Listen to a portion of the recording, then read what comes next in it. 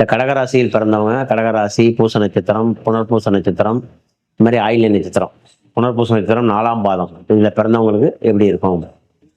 14/4/2026 14/4/2027 வரைக்கும் உள்ள ஒரு வருஷத்துக்கு உண்டான பலன்கள் எப்படி இருக்கும்?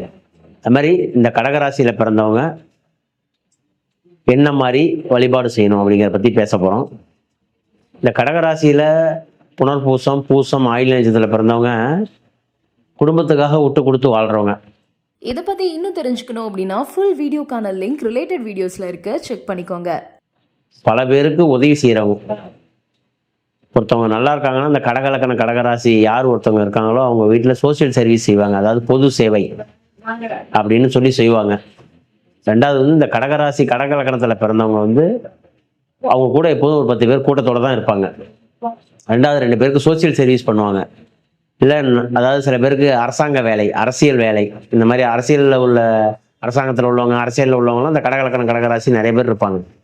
இந்த பூச நட்சத்திரம் ஜீவசமாதி, அதாவது சித்தர்களுடைய நட்சத்திரம். ஏன்னா வள்ளலார் அடைஞ்சதே பூச நட்சத்திரம் தான்.